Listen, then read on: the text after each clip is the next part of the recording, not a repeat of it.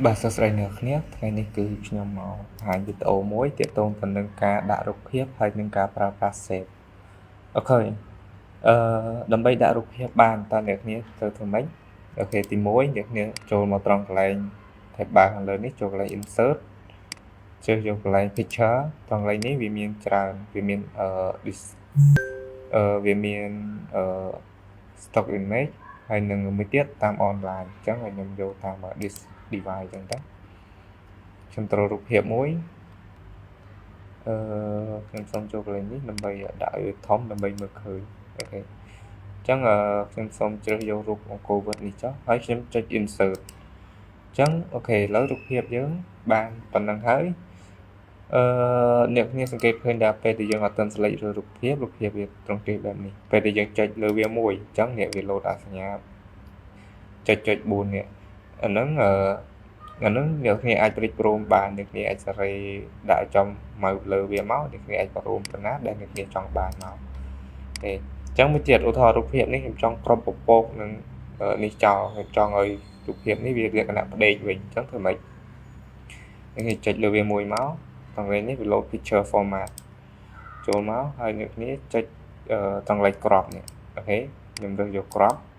អញ្ចឹងខ្ញុំទាញគ្រាប់វាបន្តិចស្រីមកដូចខ្ញុំនេះមក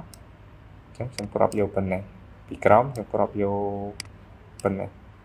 អូខេខ្ញុំចុចខុសអូខេឥឡូវខ្ញុំបានរូបភាពមួយអូខេអញ្ចឹងរូបភាពនេះបើសិនវាយកមកដាក់នៅកន្លែងនេះអីអញ្ចឹងអត់បានទេអញ្ចឹង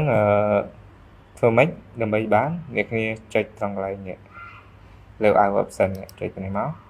អញ្ចឹងអ្នកគ្នាសេរីយកសញ្ញាពីរនេះមួយណាក៏បានខ្ញុំយកមួយនេះចុះអញ្ចឹងយើងអាចសេរីទៅតាណាដែលយើងចង់បានអូខេអញ្ចឹងខ្ញុំសេរីដាក់នៅកន្លែងនេះអូខេអញ្ចឹងខ្ញុំទៅយករូបភាពមួយទៀតដាក់ត្រៀបគ្នាបាន3មកខ្ញុំចូល insert ចូល picture តែលើកនេះខ្ញុំអត់យក this ខ្ញុំយក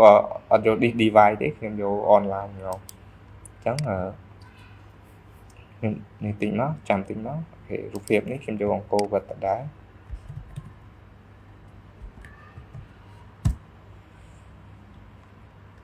អូខេខ្ញុំយករូបនេះចុះរូបនេះមានលោក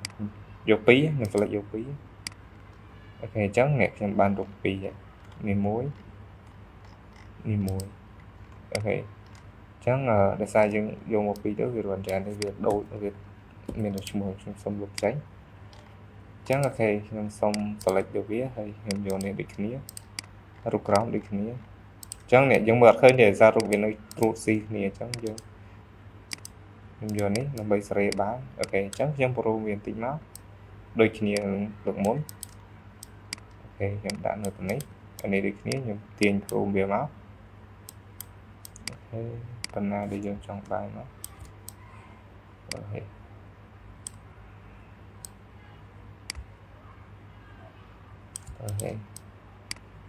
ប៉ុណ្ណេះ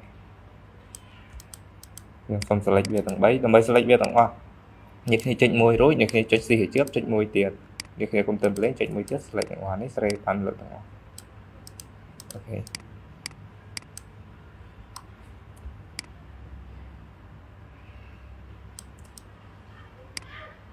ប៉ុណ្ណឹងហើយដើម្បីដាក់ style វាអ្នកគ្នាចុចលើវាមកត្រង់នេះមាន picture format អញ្ចឹងនៅក្នុងរូបភាពវាមាន style ច្រើនអាចយកមួយមក